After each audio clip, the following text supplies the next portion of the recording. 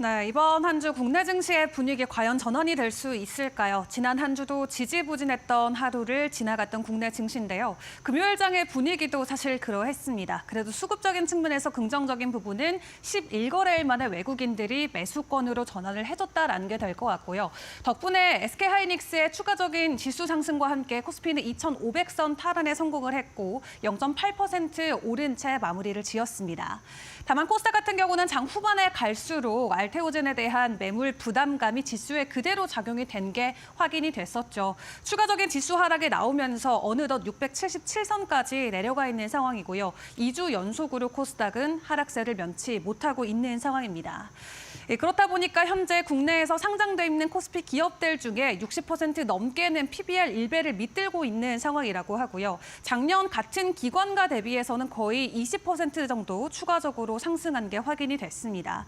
한국의 증시가 저평가돼 있다, 심각한 수준이다라는 코멘트가 계속해서 나오고 있는 가운데 이러한 위기를 우리가 기회로 생각을 해봐도 좋을지 시장 안에서의 힌트들, 시그널들 계속해서 포착을 해보시는 게 중요할 것 같고요.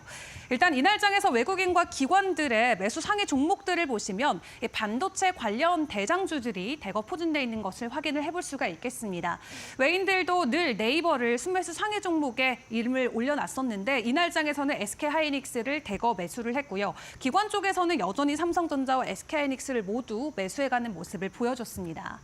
그리고 52주 신고가 종목들을 보시면 최근 이 테마단 안에서 업종 자체에 대한 이 개선 기대감이 있는 종목들 위주로 상승 흐름이 지속이 되고 있죠. LG U+ 연일 52주 신고가 돌파를 했습니다. 그 전날장에서도 2% 정도 추가 상승하면서 신고가 돌파를 했고요. 이 조선 기자재 쪽도 최근에 움직임이 계속 나오고 있는 가운데 동성화인텍이 7%의 오름폭을 보이면서 이날장에서는 52주 신고가 함께 돌파하는 모습을 보여줬습니다.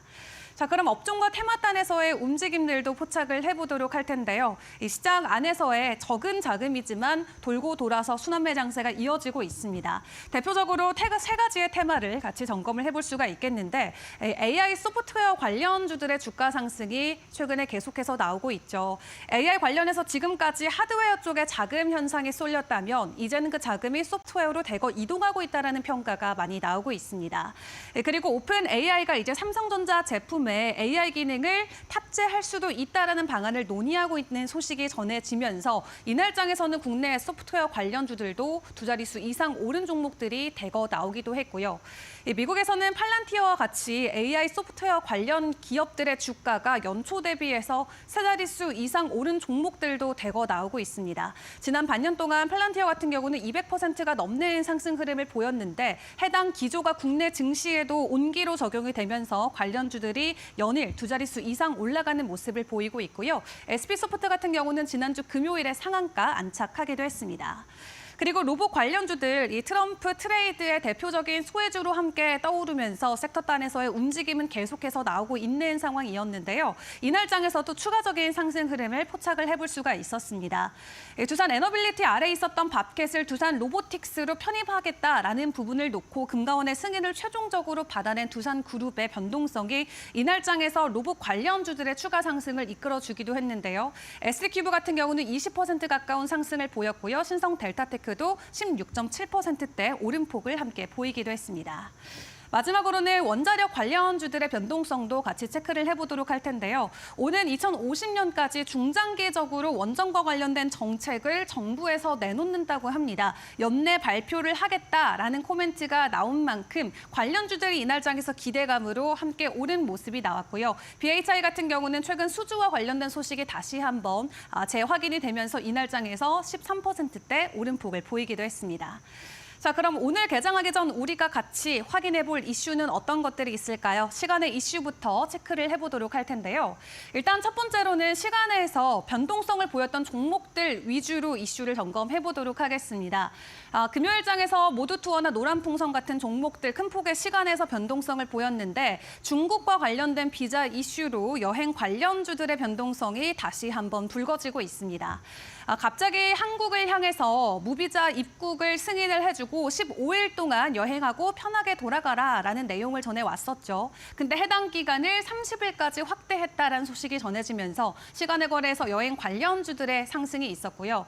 중국 같은 경우는 지금 경제 성장의 둔화되고 있고 내수 침체가 이어지고 있다 보니까 이렇게 무비자 시범 정책을 통해서 내수적인 면에서도 좀 변화구를 찾아보려는 움직임들이 나오고 있습니다. 해당 소식으로 변동성이 해당 종목들에게 나왔기 때문에 오늘 개장 직후 여행 관련주들도 주목을 해보시는 게 중요할 것 같고요. 그리고 주말 사이 나왔던 이슈는 엔비디아와 삼성전자의 소식이 가장 뜨거웠던 것 같습니다.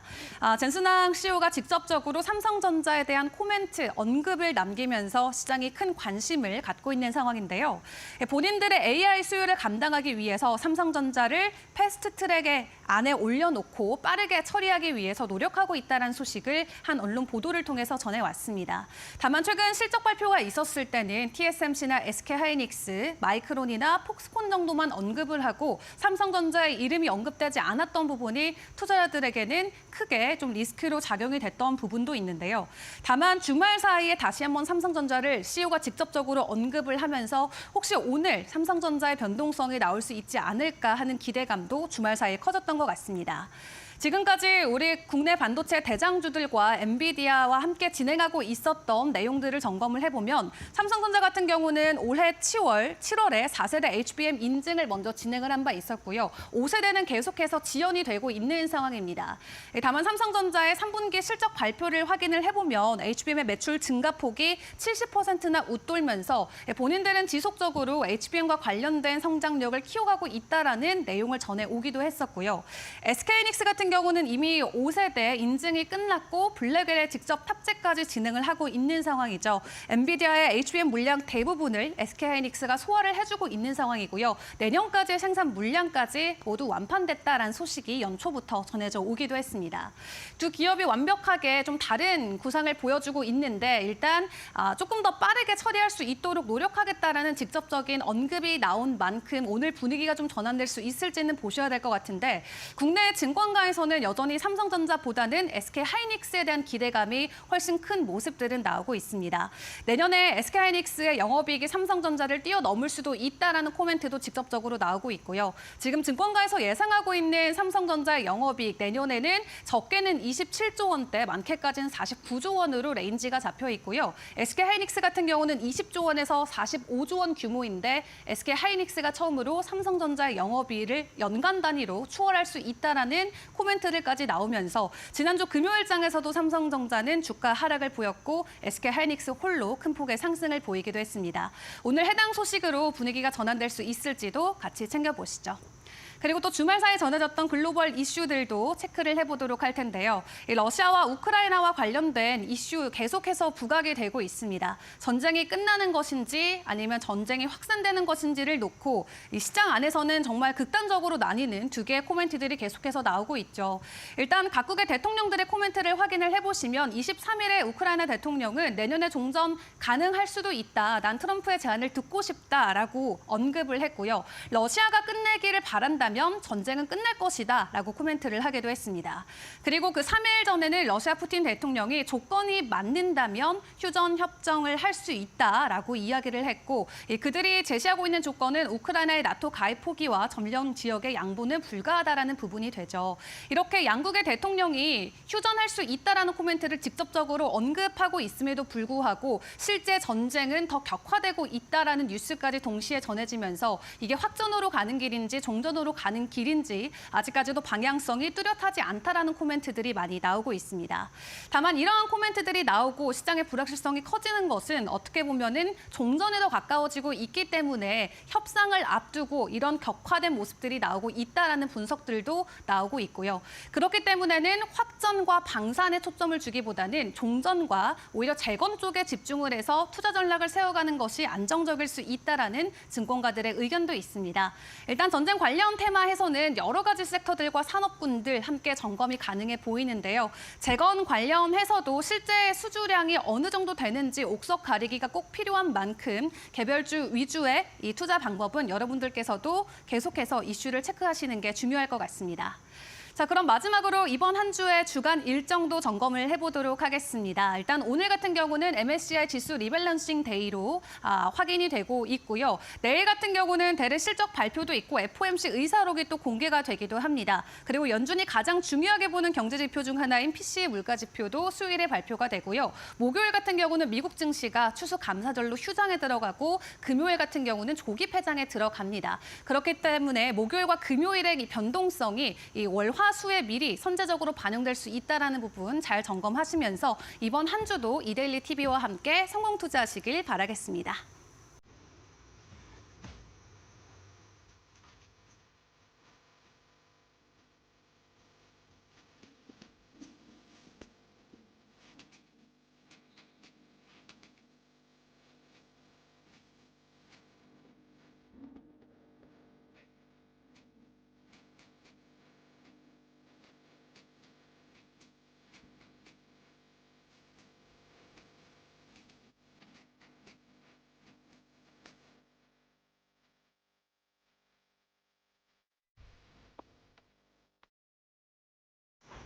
이어서 뉴욕 증시 이번 한 주 준비해 보도록 하겠습니다. 일단 금요일장 간략하게 정리해 보도록 하죠. 3대 주요 지수 일제히 상승 마감했습니다. 다우 지수 1% 가까운 상승률 기록하면서 사상 최고치에서 마감을 했고요. 나스닥 지수 19,000선 위로 다시금 올라왔고 S&P 500 지수도 0.35% 강세로 마무리를 지었습니다. 그렇다 보니까 주간 기준으로도 3대 주요 지수 모두 다 좋은 성적 기록했습니다. 다우 지수가 2%대, 나스닥과 S&P 500 지수 각각 1.7%씩 오름세를 보였습니다.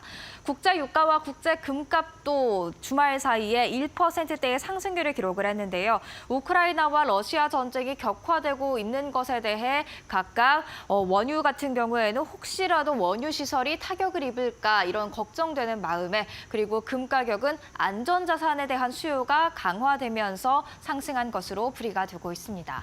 그리고 비트코인 계속해서 화두가 되고 있죠. 이제 10만 달러를 눈앞에 두고 있는데요. 여러 가지 호재들이 겹쳐 있습니다. 일단 가상자산의 저승사자라고 불렸던 미 증권거래위원회 위원장이 내년 사임을 하게 되고요. 이어서 제이미 리자라가 위원이 1월 17일 날 사임을 하게 됩니다. 이렇게 2명의 위원들이 사임을 하게 되면서 5명으로 구성돼 있는 이 위원회, 트럼프 임기 첫날부터 공화당원 수가 더 많아지게 되는데요. 이렇게 되면 트럼프 당선인이 원하는 정책들이 더 나올 수 있는 가능성이 높아지고 가상자산 시장에는 우호적일 것으로 예상이 되고 있습니다. 그리고 그 기미가 벌써 보이고 있죠. 시카고 옵션 거래소는 12월 2일부터 비트코인 현물 관련 첫 현금 결제 옵션 상품을 출시한다라고 밝혔습니다. 그렇다면 계속해서 이슈들 확인을 해보도록 하겠습니다. 트럼프 트레이드가 돋보이는 금요일장, 그리고 지난 한 달이었습니다. 일단 22일 섹터별 상승률을 보면요. 산업 섹터, 그리고 필수 소비재, 재량 소비재, 금융 등 굉장히 경기에 민감하게 반응하는 섹터들의 강세가 눈에 띄었고요. 그동안 시장을 좀 주도해왔던 기술이라던가 커뮤니케이션 섹터, 그리고 데이터 센터 관련해서 유틸리티도 주목을 받았는데 이 세 가지 섹터는 상대적으로 좀 부진한 흐름을 보였다는 것을 확인을 할 수가 있었습니다.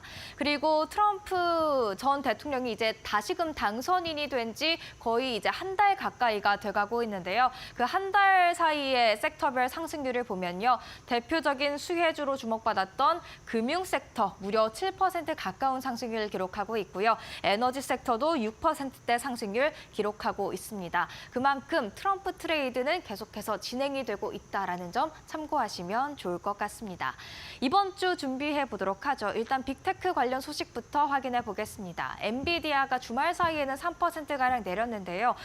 AI 컴퓨팅 산업 전망 밝다고 UBS가 밝혔습니다. 그러면서 엔비디아 긍정적으로 본다라는 이야기까지 했죠. 게다가 이 소식 전해져 있죠. 젠슨 왕 엔비디아 CEO가 삼성전자의 HBM 승인 위에 최대한 빨리 작업 중이다라는 이야기를 했습니다. 관련해서 엔비디아와 삼성전자까지도 이제는 연결해서 볼 필요가 있을 것 같다라는 생각이 들고요.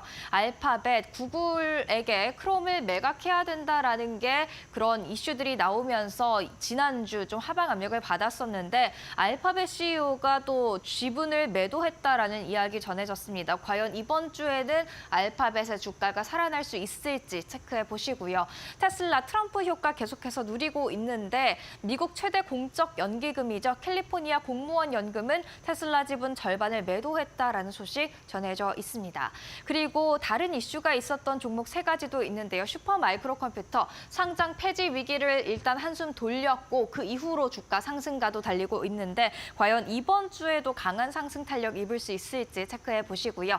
텍사스 퍼시픽 랜드는 화요일 개장 전에 S&P 500 지수에 새롭게 편입이 된다고 합니다. 전후로 변동성이 크게 나올 수 있다라는 점 알고 계시면 좋을 것 같습니다. 마지막으로 마이크로 스트래테지 비트코인을 가장 많이 보유하고 있는 회사로 잘 알려져 있죠. 비트코인의 10만 달러를 앞두고 숨고르기 들어간 가운데 과연 가치 연동성이 큰 마이크로 스트래테지의 주가는 이번 주 어떻게 흘러갈지 함께 지켜보시죠. 월가의 선택도 한번 살펴보도록 하겠습니다. 골드만삭스가 연말 추천주 4가지를 꼽아줬습니다. 살펴보려고 합니다. GE 에어로스페이스 항공주가 되겠는데 방산 성격도 껴있죠. 장기 성장성이 강하고 펀더멘털이 양호하다라면서 조정이 있을 때마다 매수해야 한다라는 의견 제시했습니다. 몬스터 베버리지는 음료 회사가 되겠습니다. 소비재 관련주가 되겠는데 내년에 성장 기회가 있고 마진율 확대될 것으로 기대된다라는 이야기 남겼습니다. 핀터레스트는 2023년에 제시한 비전을 잘 따라가고 있다면서 이 비전만 앞으로도 잘 따라가 준다면 장기적으로 긍정적으로 볼 필요가 있다라는 이야기 제시했고요. AT&T는 경쟁 강도, 자본 집약도 등 통신업의 전체적인 환경이 개선되고 있다면서 긍정적으로 보고 있다라는 이야기를 했는데 AT&T를 비롯한 통신주, 배당주도 배당 많이 하는 것으로도 잘 알려져 있죠. 그만큼 배당 관련해서도 주목해 보실 필요가 있겠습니다. 그렇다면 이번 주 일정도 체크를 해보도록 하겠습니다. 이번 주에는 PC 나오고요. 추수감사절로 짧습니다. 일단 월요일입니다. 댈러스 연방준비은행의 제조업 지수가 나오고요. 또 시카고 연방준비은행의 전미 경제활동지수, 경제지표가 주로 주목받는 하루가 될 것 같습니다. 바로 다음 날에는 11월 FOMC 의사록이 나오게 됩니다. 이번 주 개인 소비 지출 가격지수, PC 가격 지수를 앞두고 있는 만큼 이 의사록을 통해서 11월 회의 때 어떤 이야기들이 줄을 이뤘는지 한번 미리 점검하고 갈 필요가 있을 것 같고요. 그리고 델 테크놀로지 그리고 HP가 실적 발표 이날 동시에 하게 됩니다. 수요일 일정도 확인해 보도록 하죠. 수요일입니다. 주간 실업보험 청구 건수 공개되고요. 3분기 GDP 잠정치 공개됩니다. 미국은 속보치, 잠정치, 확정치 이 3단계로 GDP 성장률 공개를 하고 있습니다. 이번에는 잠정치가 되겠고요. 10월 개인 소비 지출 및 가격 지수, PC 가격 지수 이날 공개가 되네요. 미국의 기준금리 경로 전망에 굉장한 큰 역할을 할 것으로 보여집니다. 28일은 추수감사절로 미국 금융시장이 휴장을 하게 되고요. 바로 다음 날인 금요일에는 추수감사절로 미 주식시장이 조기 폐장하게 됩니다. 그만큼 3.5일이라는 짧은 한 주가 될 것으로 보여지니까요. 그 짧은 한 주 동안 어떤 흐름을 따라가야 하는지 계속해서 이번 주도 마켓 시그널과 함께 해보시죠.